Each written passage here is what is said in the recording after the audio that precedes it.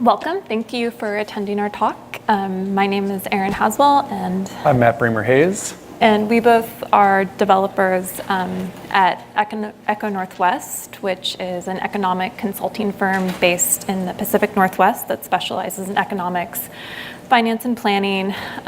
We work on a variety of different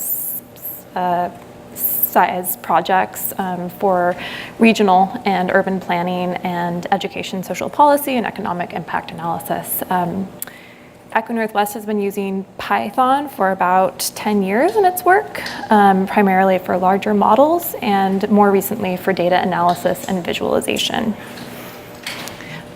Just a brief overview of what we're looking to cover today, just some background, our definitions of kind of how we like to think about legacy code. The planning process we've gone through a bit, testing, git commit for when you're actually ready to start working on legacy projects, how to upgrade dependencies, some thoughts on documentation, and then some closing thoughts. Okay.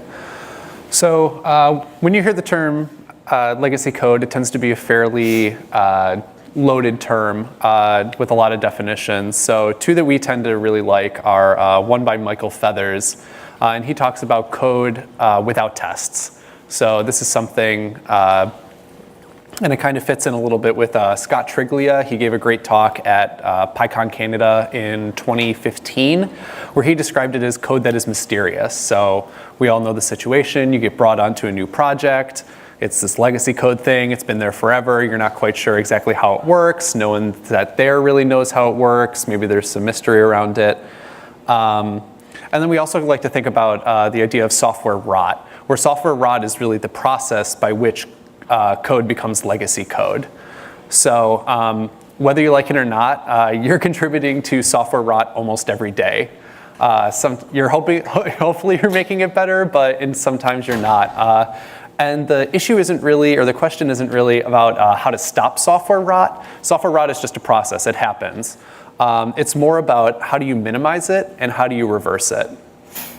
So some common situations you might run into are you've inherited a bunch of code. Let's see, the project you're working with has some monolithic functions or modules or apps. These are ranging from hundreds to thousands of lines, maybe tens of thousands if you're in a really bad situation. This code has no or few tests. Ideally, the few tests that I have are good. If they're bad, then then they might as well not exist. You have some outdated dependencies. This is often a common case, using an old version of Django, for example, or pandas or something along those lines. And then as well, you have minimum or out-of-date documentation. Again, out-of-date almost being worse than none. So we had a couple of projects over the last few years that we approached in different ways. But the first thing we thought about for both of them was if you were to design this project from scratch and you were in a greenfield state, what would you think about and how would you approach it? What are different ways to approach it? And essentially, we like to kind of take a step back and prototype. And this can be varying degrees of think about it like a paper outline, varying degrees of detail. But what we found was that in one case, we did a prototype, and it actually wasn't going to be that much more work to get it to a viable product.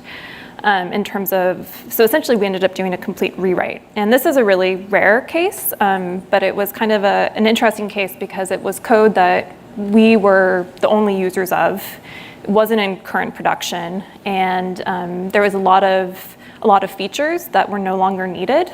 And so this first prototyping stage kind of helped us, for both of these projects, determine which approach to take. And this one actually, with the complete rewrite, it ended up working out really well for us, which is, again, a rare case. You're usually going to be doing an incremental approach. So usually that's the approach you'll take, and that was a case where the code was in production, lots of end users.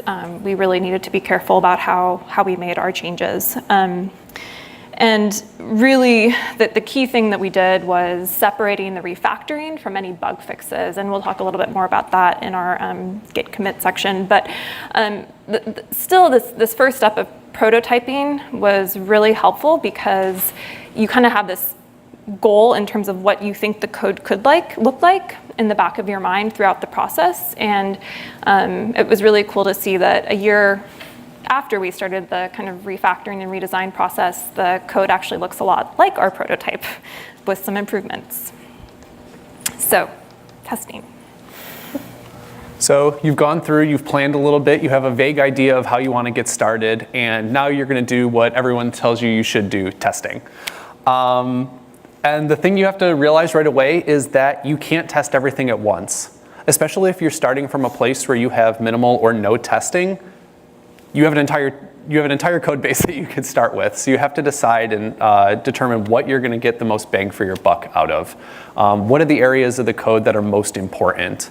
And typically, when we went about this approach, we started with high-level tests, so more functional tests. For us, we really needed to make sure that for our model, it produced the same output after we made changes as it did before. So what we were able to do is we were able to build essentially a suite of comparison tests. So what this would do is we had a lot of user data already for inputs for our model. And what we were able to do is we would run the model with our initial tests. We would check out our new code. We would make some changes, and then we would compare the outputs and see what had changed. Did the changes make sense? Were there no changes? If there was a change, was this a regression? Were we fixing a bug? What were we doing? Building this kind of test apparatus while not being pure unit tests gave us a tremendous amount of confidence. And I think that's really one of the biggest benefits of testing, especially when working with legacy systems, is being confident that when you change something, you're not going to break the world. It's going to be all right. And while we might have been missing some cuffs cases and some other things along those lines, we felt that the trade-off was well worth it. Choosing what to test really is all about risk management. Are you willing to take the risk that introducing a regression if it means getting to a better place quicker? So another thing I was especially very guilty of was I would get in, I'd say, all right, it must be time to write unit tests now. I would write an entire suite of unit tests for a section of code. And then we would just go about and completely rewrite that section of code to the point where the initial unit tests I wrote were useless. So one thing to keep in mind is avoid writing tests that might soon be discarded. Focus on writing unit tests for code that is either going to be stable or that is approaching a stable state. Otherwise, you're kind of just wasting your time. And this one was huge for us. So testing tended to be a newer part of our workflow. As Erin had mentioned, we're an economic consulting firm, not a traditional software development background. But one thing to kind of build this into our development culture was to automate this into the workflow. So we use GitLab. It's a self-service Git. Other people will use GitHub. And what it has is this nice pipeline feature, which allows you to, every time you either push code or create a merge or pull request, you're able to run your test suite. So we were able to run our comparison testing. We were able to run the unit tests we were starting to build. We were able to check to make sure that we weren't having regressions in terms of style, that we weren't introducing PEP 8 violations and whatnot. And this I found to be very helpful in terms of pushing off the nitpicking onto a system rather than a person. When you're working, you never want to be the person to say, well, actually, your line lengths are a little too long, or, oh, this doesn't quite match PEP 8. And those things I tend to find important, and we'll get to this in a little bit in terms of how much readability matters, at least in our case. And being able to push this off onto someone else or onto something else was very helpful. So now you're thinking you might start refactoring. What were the first things we thought about? The first couple of things we really thought about were one of our big concerns, just given kind of the type of projects we were working on and systems, was readability. We were finding that we were having really long onboarding times because it was a combination of getting into a complicated code base, but then also learning the subject matter behind it. And so readability was a big concern for us. And so we focused on two things: PEP8 and Flakegate had auto linting, and really you're not actually changing any code, hopefully, but really unifying the style and getting rid of all those violations based on your internal style guide or a style guide you follow, and then improving readability with minimal risk. So these were things like just adding more comments. So the PEP8 process and improving readability just through PEP8 or your style guideline, really you'll find a lot of things during that process, and it's really tempting to make the bug fix there. But instead we would just do a comment, depending on the type of issue, we would do an issue in GitLab, and then also using kind of these special phrases: note, bug, fix me, to do, review. The other thing that I think was one of the biggest things that we did was, when you have 1,000-line functions, is just taking the minimum number of steps you can to break it into new functions and new files even. So really very minimal changes, but just that separation allows you to get to a better place to do integration tests and functional tests and unit tests.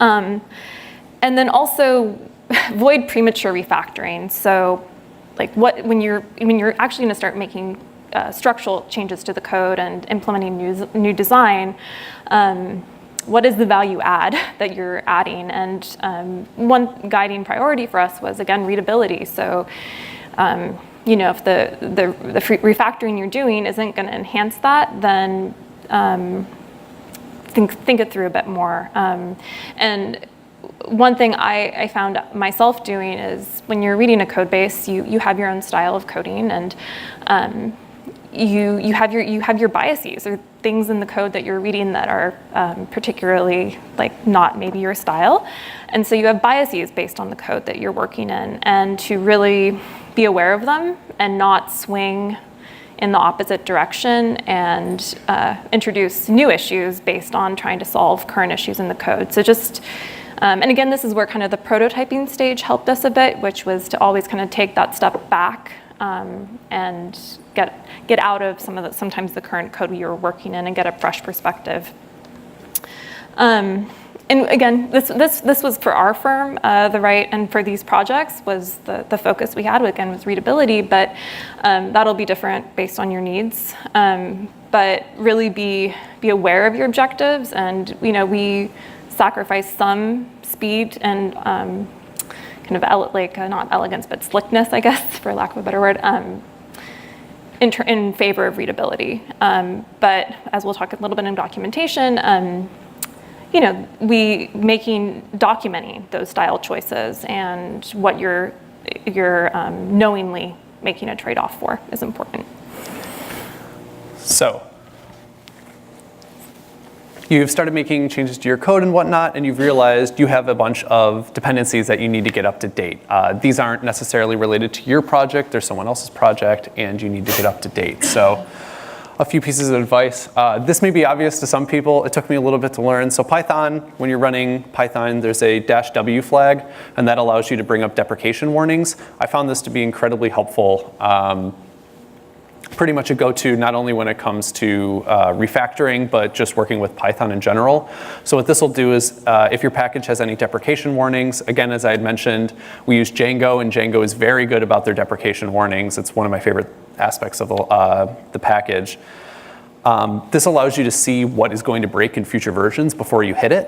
So while this may add a little bit of extra work ahead of time in terms of making changes, it saves you a lot of time later on. And it kind of gives you an idea of where is this package going? What kind of things can I expect to change in the future? On top of that, one thing I recommend is just try upgrading everything at once and see what happens.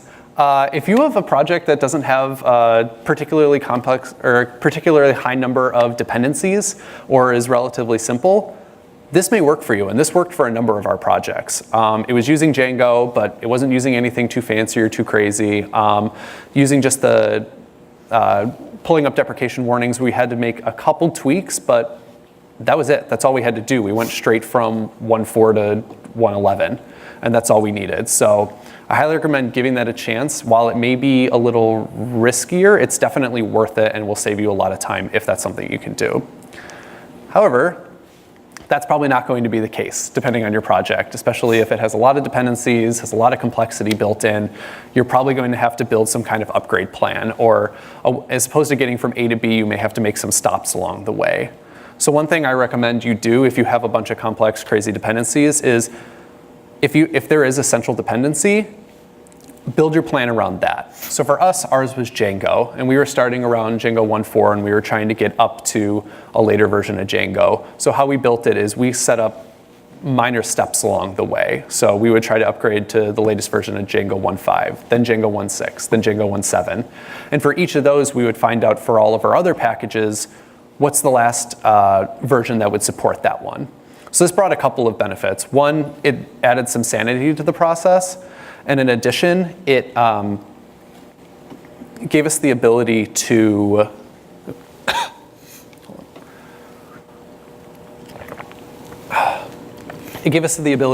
deploy as we were going. So as opposed to, one thing to definitely worry about is saying, oh, I'm going to refactor my code base and I'll be back in 6 months while I do this, and then all of a sudden we'll integrate all of our changes. One of the best things we were able to do is integrating that refactoring via that iteration process, being able to deploy code as quickly as often as possible. By breaking this into the smaller steps, we were able to do that. Unfortunately, well, in an ideal world, each of these dependencies would explicitly mention which versions of Django they're compatible with, for example, or whatever your central project is. Unfortunately, that is not also always the case, and you might have to do some dependency sleuthing to be able to figure it out. A few places that I found were really helpful with this is one, and probably most obviously, is the change log. Usually if your project has a change log, it'll include information about when it drops dependency for certain versions. That was helpful.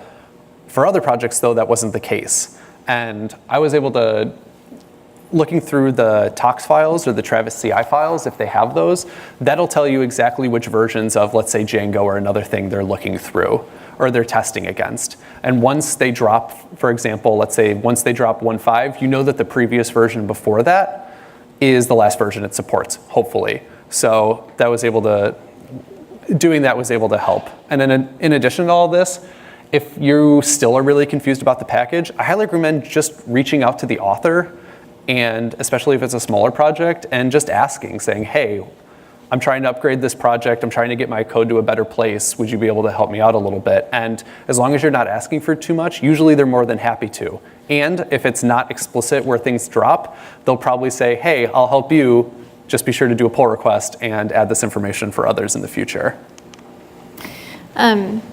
So one of the things when you have legacy projects is you have documentation perhaps, and maybe it's up to date, maybe it's not. And one question that I often would get asked was, well, if you get hit by a bus tomorrow, what's going to happen? And I like to think of it tech-free vacation.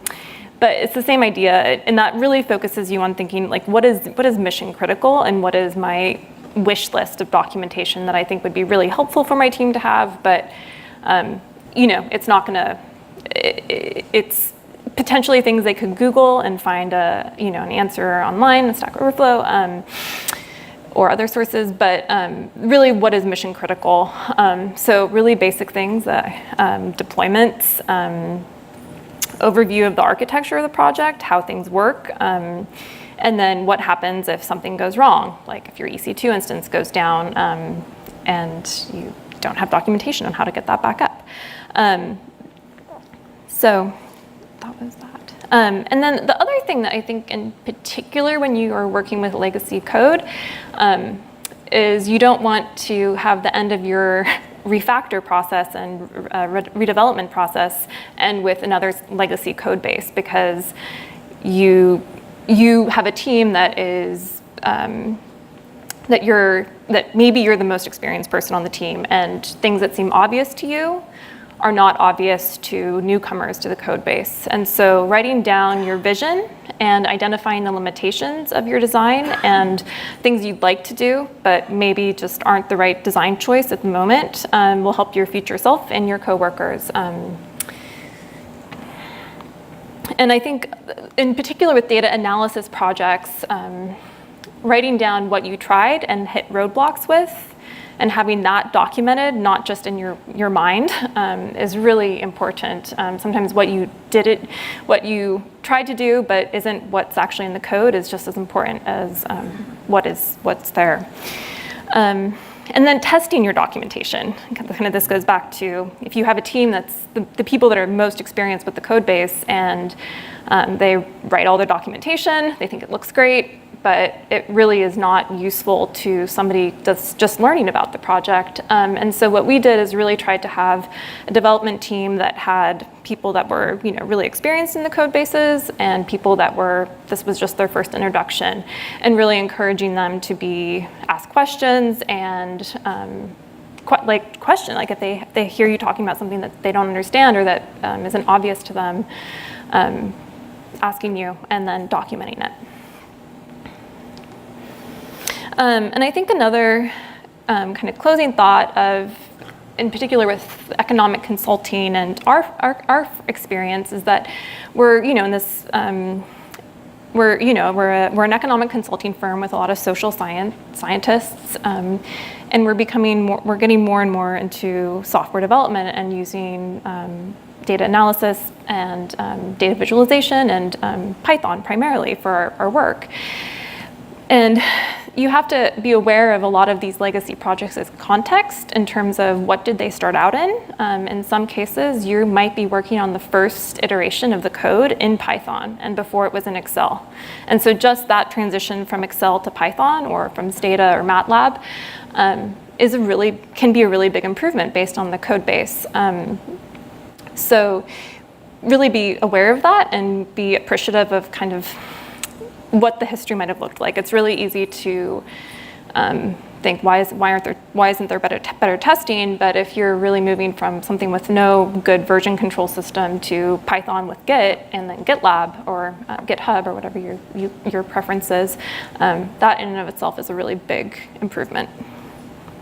And then also just understanding that you read a lot about best practices, and it's really important to understand what they are and understand kind of where you currently fall, where you'd like to fall, and what's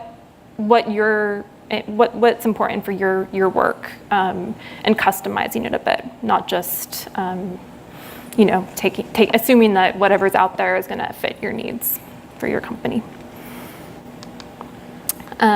A couple of really important talks that we found helpful was one by Ben Lopatin from DjangoCon in 2016 on working with legacy Django apps, and then also Scott Triglia, which is working effectively with legacy code from PyCon 2015.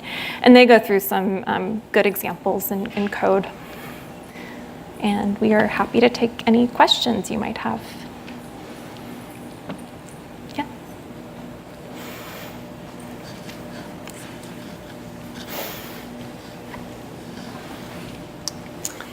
Hi, so one of your points was avoid writing tests that might soon be discarded and only do it for code that is stable or soon to be in a stable state. And that kind of sounds like a contradiction of what you know to be the core values of TDD. So I was wondering, can you give me a specific example so that I can better understand when you would want to apply this idea? Yeah, so I think what we meant by that is when you have like thousands of line functions,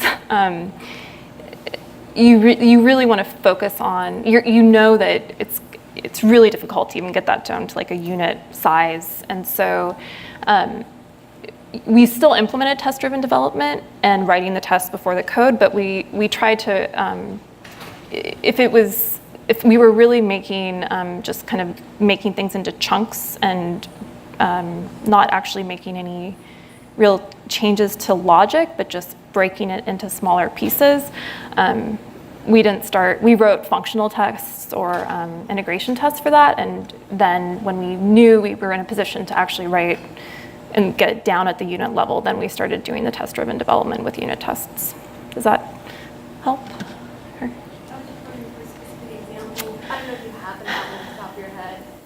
So an example I can kind of think of, and it's hard to describe the exact details of it, but a situation that we would run into is we would have, let's say, a given function or a given weight. So one example that we were using with this is we would be like representing like a social welfare policy, for example, and like how one would calculate that. And we would have a certain way that we would do it. Let's say that was way A. And we knew that at some point we wanted to get to way E. Like this is the way that we're going to do it, and we're going to get there within 3 months. But there's several ways. There were a few ways in which we were trying to transition to that. And we knew that it was going to, each of those subsequent, B, C, and D were going to live for such a small period of time that to write extensive testing and all of that just wasn't going to be worth it. It wasn't going to be worth the investment in it. It was better to get to E quicker and then write your extensive tests than it is. And yeah, I guess that is kind of a break between TDD, but I'm not too worked up. It doesn't. Yeah. I still got sleep over it. Yeah. I think, yeah, it depends on kind of what you're testing or what your code looks like in terms of how you approach testing, I think, and that worked for us pretty well. I'd like to make a comment actually on that last point. You never have an infinite amount of money for testing. So exactly what you said, it's bang for the buck. Yeah. So a good way of thinking about it is the expected value. There's the chance that something's going to go wrong versus the cost of that particular thing, sometimes called blast radius. And so if you're doing what you've just described, code motion, the chance of something going wrong is very low. On the other hand, if it's your core algorithm, you might want to put a test around it. Yeah. But Yeah. so testing is always bang for the buck. Your customers have been testing your legacy code for the last 10 years. The chance of there being bug in that is pretty low. The chance of it in new code is quite high because development produces two things. It produces code and bugs. And so, it's the new changes. But anyway, my question is, that's a great list because I agree with it all. But what were some things that you thought would be useful when you went into this, some practices that you thought would be the right way to go and you actually found were not along the way?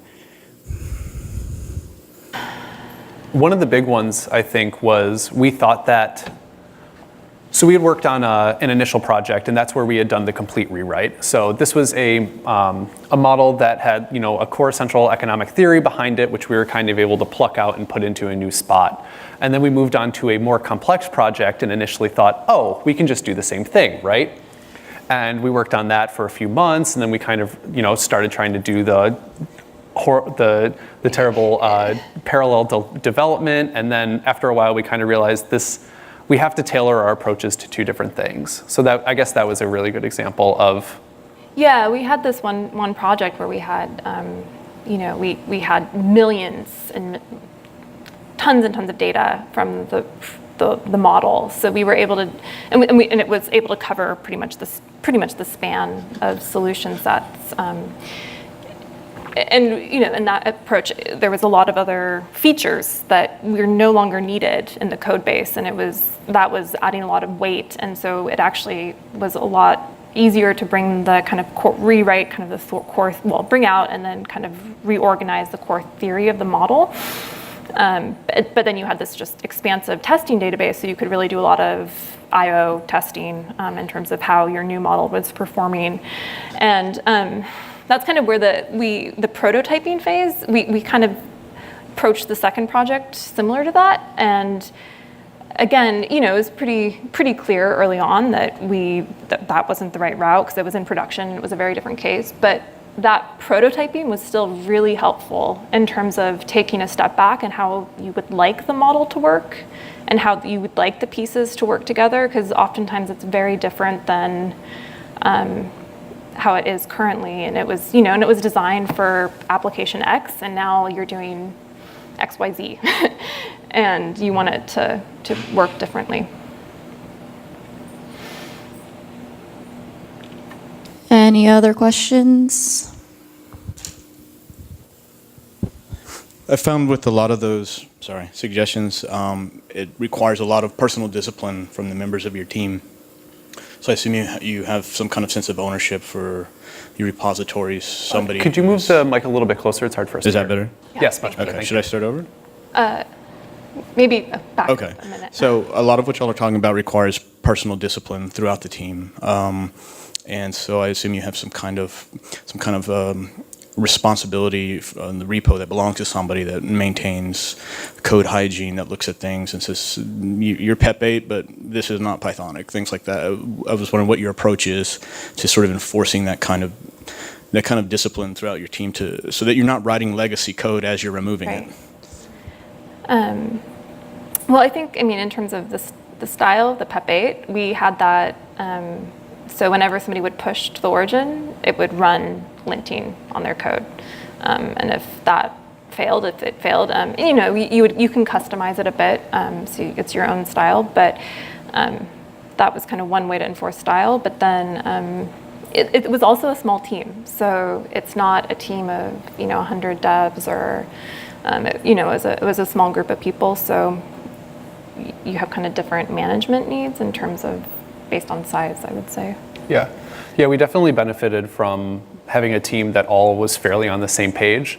Like we didn't really have anyone on our team that's like, PEP8, what's that? That's just something a random person came up with. Like that wasn't an issue we ran into. Everyone was kind of on the same page in terms of like, this is what we want. This is what's right. We want to go with this.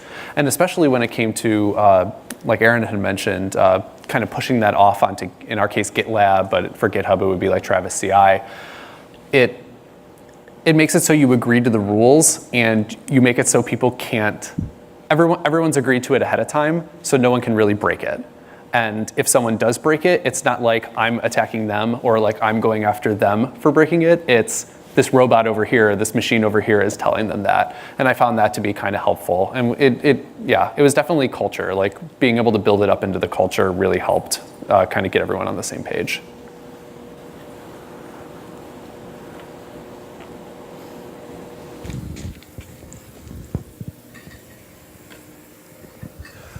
Hi, I wondered when you're working with a customer, do you really work with them to factor the cost of long-term support of both the app, but also all the components underneath the app that the app's relying on? Is that an easy conversation with a customer? Do they get it? That's a good question. I think you have to.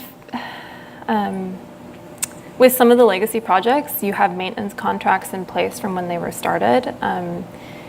So you have to work within those constraints, and sometimes what we found is that sometimes even within the given maintenance contract, it's worth it to do some work so that you can fix bugs faster, and that's going to save you a lot of time in the long run. And so that's kind of been the approach when if things don't quite meet your needs, are there steps you can take to refactor your code base so that you're not getting issues from the customers and why am I getting these results? And so being able to do a lot quicker bug development. But moving forward, it varies by customer and what they care about. I mean, there's a phrase in consulting, which is good, cheap, quick, pick two. And so you kind of have to think within those lines in terms of what their concerns are. And we've had some, maybe we're just lucky. We have some pretty fantastic clients who kind of understood.